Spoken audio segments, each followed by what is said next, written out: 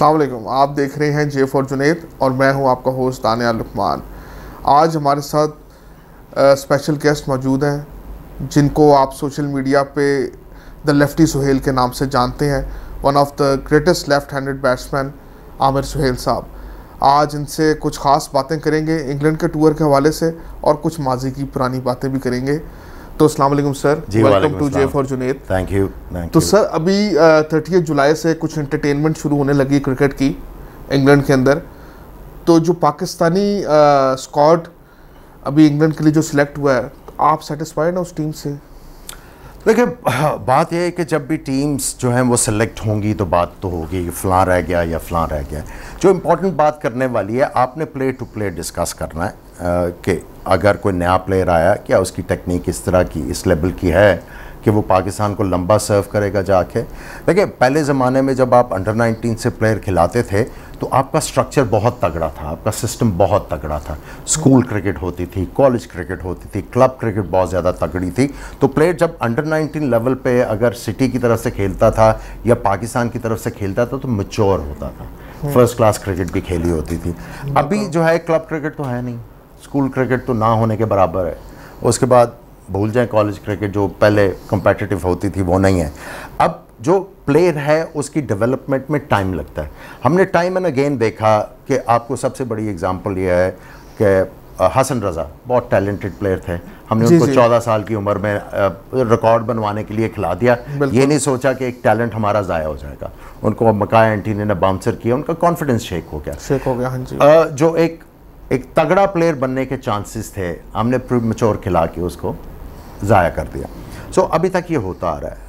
मैं ये समझता हूँ कि पाकिस्तान क्रिकेट बोर्ड ने इस सारे जो सिनारियों में, मुझे नंबर ऑफ प्लेयर से कोई एतराज़ नहीं, क्योंकि आपने लेके जाना, पहले क्वारंटीन में जाना प्लेयरों ने, उसके बाद जो है वो T20 स्क्वाड और वो सारा चार्टर प्लेन पे जा रही है। अब सबको इकट्ठे भेज रहे हैं। हाँ, जो सपोर्ट स्टाफ है कुछ ज़्यादा ही है, उसके ऊपर आप जो है कमी बेशी कर सकते थे।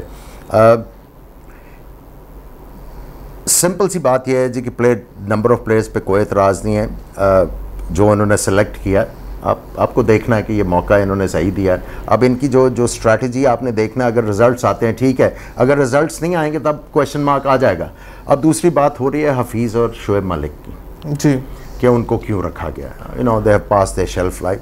बात यह है कि आप उनको तभी, और सर सॉरी आपकी बात काट रहा हूँ, हफीज़ के तो थोड़े मेडिकल इश्यूज भी हैं। नहीं, देखिए बात यह है कि अगर आपके पास रिप्लेसमेंट्स तैयार होती हैं, अगर आपने की होती, प्लेयरों को कॉन्फिडेंस दिया होता, तो फिर आपको इनको बार बार ना लेके आना पड़ता ना। बिल्कुल। अब प्लेयरों का तो कोई कसूर नहीं है, हफीज़ या शोएब मलिक का तो कोई कसूर नहीं है, ठीक है। अगर आप उनको बुला रहे हैं तो उन्होंने, हर प्लेयर की ख्वाहिश है कि वो अपनी कंट्री को रिप्रेजेंट करे, और उनके लिए तो एजाज़ की बात है।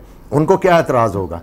बात एतराज़ वाली ये है कि आपने क्रिकेट बोर्ड ने क्या काम किया आज तक, ये ओवर द ईयर्स आपने क्यों रिप्लेसमेंट्स तैयार नहीं किए इनके, जिसकी वजह से आपको इनको खिलाना पड़ा है। और उसके बाद जो एतराज़ वाली बात है वो ये है कि आपने अब पूरा पाकिस्तान क्रिकेट का स्ट्रक्चर चेंज कर दिया, पूरा स्ट्रक्चर चेंज कर दिया।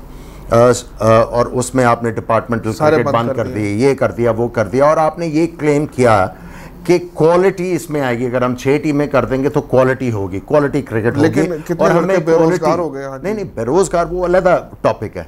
बात यह है कि आपने ये बात करनी है कि आपने क्लेम किया कि क्वालिटी होगी, क्वालिटी क्रिकेट होगी, कंपेटिटिव होगी, और उसमें आपको क्वालिटी प्लेयर्स मिलेंगे। भाई आप अपनी जो इंटेलिजेंस है उसको आपने खुद ही इंसल्ट कर दिया।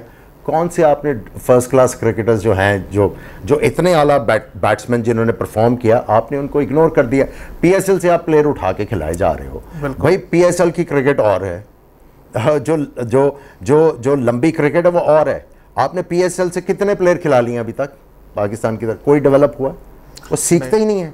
सो एतराज़ इन चीज़ों के ऊपर है, लेकिन अभी जो प्लेयर्स चले गए हैं, आपको उनको बैक करना चाहिए। Let's hope they will do better for Pakistan. Under 19 के जो स्टार हैं हैदर अली, उनके बारे में क्या पॉइंट? देखिए, टैलेंट तो है। मैंने हैदर अली की बात कर रहा था कि आप इतनी जल्दी जो है उनको जो उनके ऊपर इतना प्रेशर ना डालें। Let them gain more experience. अपनी गेम को वो फाइंड करें। गेम को जब वो फाइंड कर लेंगे, 1-2 फर्स्ट क्लास सीजन, देखें एग्जाम्पल जो मैं आपको देता हूँ, हर प्लेयर के साथ ये हुआ हुआ। आप आते हैं बड़ी क्रिकेट में, आके आप पहले साल या अगले साल फेल होंगे, लेकिन आप फाइनली अपनी गेम जो है उसको फाइंड करते हो और उसके बाद आप स्कोर करना शुरू करते हैं, परफॉर्मेंसेस देनी शुरू करते हो। कुछ प्लेयर जो हैं वो आते ही जो है वो स्कोर करना शुरू कर देते हैं, लेकिन साल 2 साल बाद वो पकड़े जाते हैं और उनको वर्कआउट ऑपोजिशन कर लेती है, और फिर वो जब उनका लीन पीरियड आता है उस पर सोचते हैं, अपनी गेम को इम्प्रूव करते हैं, फाइंड करते हैं गेम, फिर वो तगड़ी परफॉर्मेंसेस देना शुरू करते हैं। हम क्या करते हैं, फ़ौरन ही उठा के, अभी प्लेयर जो है वो डेवलप नहीं हुआ हुआ, फ़ौरन उठा के उसको फेंक देते हैं, उसका खुमियाजा आपको जो है वो भुगतना पड़ा है। सो लेट्स होप कि हैदर अली के केस में ही स्टार्ट्स टू रिस्पॉन्ड और उसको गाइड करते रहेंगे। आई होप के जो यूनुस खान है वो उनके लिए अच्छा बड़ा इंपॉर्टेंट रोल प्ले कर सकते हैं।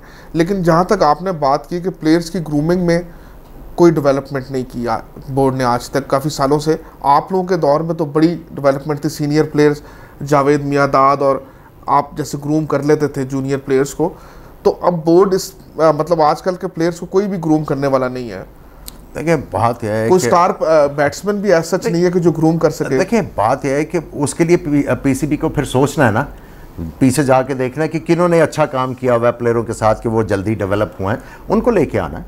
ओके, अगर आप गलती करके उससे सीखते हैं तो इसका मतलब ये है कि you are improving as a person, और जो भी आपको रोल दिया गया है उसमें आप बेहतरी लेके आने की पोजीशन में हैं।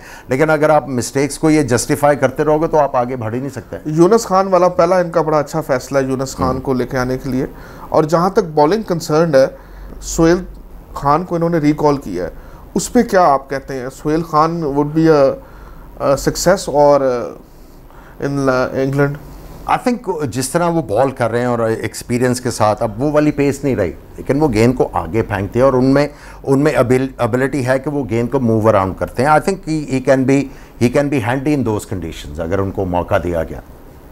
वहाब रियाज को भी उन्होंने कंसिडर किया। वहाब रियाज ज़ाहिर है उनकी स्पीड है और इंग्लैंड के लिए बड़े अच्छे रहेंगे टेस्ट क्रिकेट के लिए खास तौर पे। बात पता क्या है, अभी आप देखें पीछे इन्होंने कितने प्लेयर्स को खिलाया, फास्ट बॉलर्स को, वो तो ट्राई कर रहे थे। ठीक है, नहीं आपने खिलाया, अब आपने उनको खिलाने के बाद उनको अब टोटली इग्नोर कर दिया, कई टोरों के ऊपर आप ले गए, ठीक है, जस्ट टू ग्रूम में, फिर उनको खिलाया और खिलाने के बाद अब आप जो है वो वापस पीछे लेके जा रहे हो। इसका मतलब क्या है?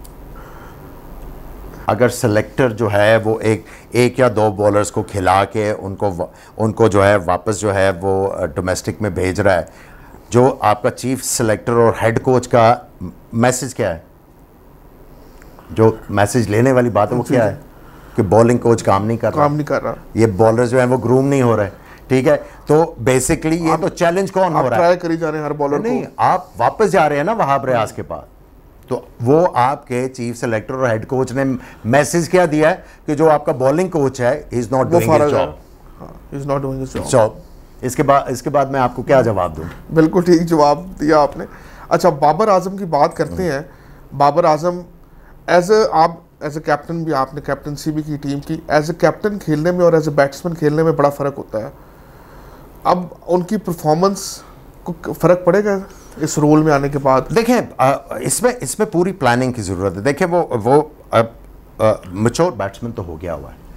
अब उसमें यह है कि आपने ये देखना है कि बाबर आजम जो है, अगर उसको हमने सक्सेसफुल कप्तान बनाना है तो उसका कंफर्ट लेवल थोड़ा अरसा, साल 2 साल रखा जाए, उनके ऊपर हम लोग एडिड प्रेशर ना डालें, और उसमें आपने टीम में बैटिंग लाइनअप में कुछ ऐसी इम्प्रोवाइजेशन करनी है, ऐसे प्लेयर लेके आने हैं जो बाबर आजम से प्रेशर उठाएंगे।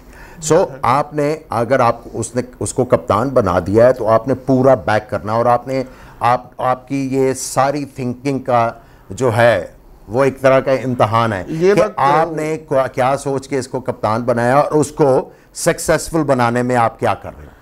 ये ना वो करने जो इन्होंने सरफराज के साथ किया at the end of the day, तो मैंने कहा, ये तो मैंने 2 दफ़ा कहा है, आप कह चुके हैं अपने इंटरव्यूज में कि सरफराज के साथ उन्होंने किया, लेकिन बाबर आजम को उनकी पूरी सपोर्ट होनी चाहिए बोर्ड की। बिल्कुल। तो थोड़ा सा माजी की तरफ चलते हैं। अभी सलमान बट का कुछ दिनों पहले इंटरव्यू चल रहा था, तो वो कह रहे थे कि जी मैंने फर्स्ट क्लास में मैं नंबर 1 प्लेयर रहा हूँ और नंबर 3 के फिगर्स में रहा हूँ, 1 2 3। तो सलमान बट के साथ क्यों नहीं उनको क्यों नहीं अभी तक इन्होंने चांस दिया? बात सिंपल सी यही है, ये जो अभी काफ़ी ज़्यादा सागा चला हुआ है, कोई वहाँ से मैच फिक्सिंग के बारे में बोल रहा है, कोई फलां जगह से बोल रहा है, कोई बोल रहा है, अपनी रिजेंटमेंट्स बता रहे हैं, ये पाकिस्तान क्रिकेट बोर्ड का कसूर है।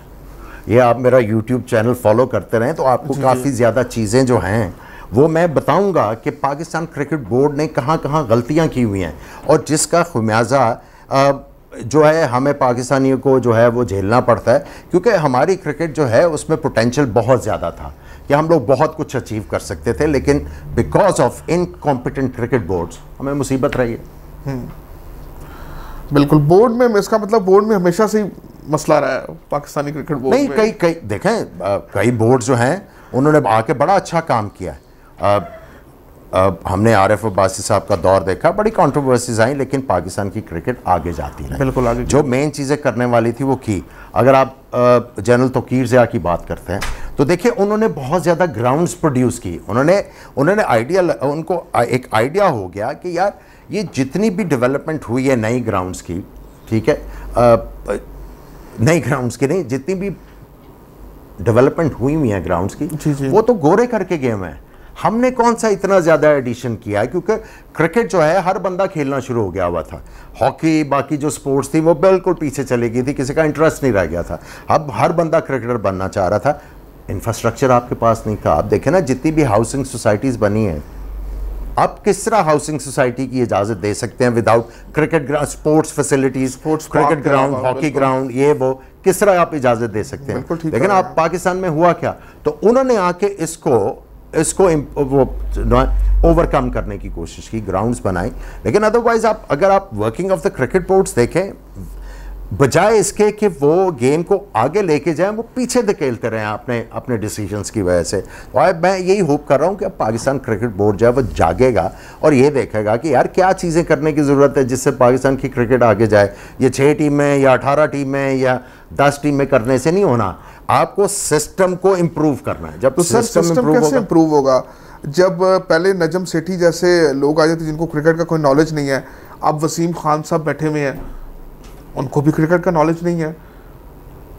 देखिए उनको आपको एहसान मानी साहब को तो चले वो खेले भी हैं क्रिकेट, आपको जो है वसीम खान को तो कोई नॉलेज नहीं है क्रिकेट का। अगर क्रिकेट में कोई भी एडमिनिस्ट्रेटर आपने लगाना है ना, तो जो सबसे पहली इंपॉर्टेंट चीज़ है ना, वो जो प्री रेक्विजिट है वो ये है, क्या इसको जो क्रिकेट की सियासत है उसका पता है?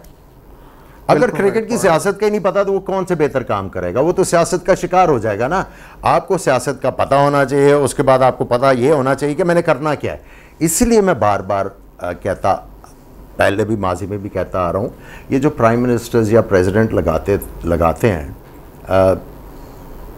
अपॉइंट करते हैं चेयरमैन, ये वो पॉलिटिकल अपॉइंटीज़ है ना, अकोमोडेट कर रहे हैं ना। जी ये जाओ क्रिकेट में बड़ा पैसा है, जाके याशी करो, यही है ना। हर इदारा ऐसे ही क्रिकेट का इसको आपने डीपोलिटिसाइज किस तरह करना है? आपको अब अगर पाकिस्तान की खेलों को आपने आगे लेके जाना है, जिस तरह आपकी सिक्योरिटी काउंसिल है ना, उसी तरह आपको स्पोर्ट्स काउंसिल बनाने की ज़रूरत है कि जितने भी लोग आएंगे ना एडमिनिस्ट्रेटर्स डिफरेंट स्पोर्ट्स में, वो स्पोर्ट्स काउंसिल जो है वो इंटरव्यू करके उनसे क्वेश्चन करके जो प्रेवलेंट सिचुएशन है उसके मुताबिक क्या क्या करने की ज़रूरत है, वो सारे क्वेश्चन आंसर करने के बाद जो उनको सेटिस्फाई करे उसको लगाएं, और वही स्पोर्ट्स काउंसिल जो है वो उसको आंसरेबल हो। अभी कौन है आंसरेबल? भाई प्राइम मिनिस्टर के पास टाइम है नहीं? हाँ ठीक है, वो तो एक करंट सिचुएशन ही समझ जाए तो फिर ही बड़ी बात है। तो भाई अगर आपके पास टाइम नहीं है तो आप इससे अलग हो जाएं। अगर टाइम है तो अपने पास रखें, क्योंकि आपने जो डिसीजन किया हुआ है वो रिफ्लेक्ट नहीं कर रहा, तो कसूर फिर उस बंदे का नहीं है जो डिलीवर नहीं कर रहा, फिर कसूर जिसने लगाया उसका है। बिल्कुल ठीक है, आपकी बात बिल्कुल ठीक है कि जो बंदा वो होना चाहिए जो इनके साथ प्लेयर्स के साथ कम्युनिकेट कर सके, और बिल्कुल आपने फैसिलिटेट गेम को करना है ना, और गेम का सबसे इंटेग्रल पार्ट कौन है? प्लेयर है ना, प्लेयर है। आपने उनके लिए सारा कुछ करना है ना। देखें आपका अभी जो डिपार्टमेंटल क्रिकेट थी, कितने लोग जिनको नौकरियां परमानेंट मिली हुई थी या कॉन्ट्रैक्ट में थे, बेचारे छापड़ी लगा के बैठे हुए हैं, कोई ऊबर वाली मोटरसाइकिल चला रहा है। अब आप देखें ना, क्रिकेट एक ऐसी गेम थी जिसकी वजह से डिपार्टमेंट्स ने अपने स्पोर्ट्स के वो बनाए हुए थे डिपार्टमेंट्स, ओके।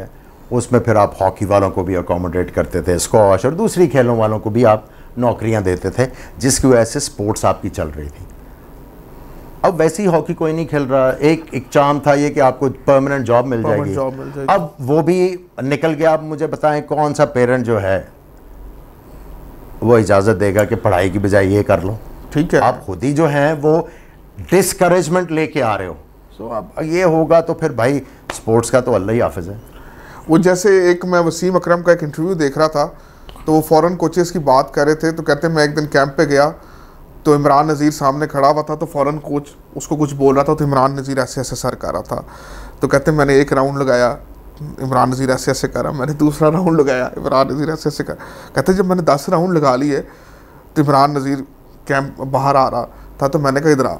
तो मैंने कहा इमरान क्या बात हो रही थी? कहना भैन मैंने तो समझ नहीं आई, मैं तो बस सारे लांदा रहा, अगर मैं सर ना लांदा तो इन्हें 2 घंटे और बोलना सी। तो यही जो बात आप कर रहे हैं कि कम्युनिकेशन की प्रॉब्लम है, वो बंदा होना चाहिए जो इन प्लेयर्स को समझ सके और सियासतें जो अंदर की हैं उनको समझ सके। यार आपने यही देखना है ना कि प्लेयर को क्या बताना है कि उसकी एबिलिटी जो है इन्हांस हो, इसकी जो टेक्निक इम्प्रूव हो, ये जो परफॉर्म करेगा उस ऐसा करे कि पाकिस्तान के लिए अच्छी खबरें लेके आए। अगर वो नहीं होगा तो फिर तो आप स्ट्रगल ही करते रहोगे। अभी पिछले दिनों आपने एक वीडियो की, मैं देख रहा था आपके यूट्यूब चैनल पे, बाबर आजम पे और विराट कोहली पे, बड़ी अच्छी आपने एक्सप्लेनेशन दी ग्रेट प्लेयर में और गुड प्लेयर में। तो पाकिस्तान में ग्रेट प्लेयर, आपके ख्याल से ग्रेट प्लेयर कौन कौन से पाकिस्तानी जिन्होंने पाकिस्तान की टीम में रोल, अपना बड़ा अहम रोल अदा किया? देखिए मेरे लिए तो अगर आप बैटिंग डिपार्टमेंट की बात करते हैं, बड़े नाम हैं। माजिद खान साहब ग्रेट प्लेयर रहे हैं, ज़हीर अब्बास, हनीफ मोहम्मद, बहुत ज़्यादा इन्होंने डेवलप भी किए players. Saeed Anwar great player, Saeed Anwar भी ग्रेट प्लेयर रहे हैं।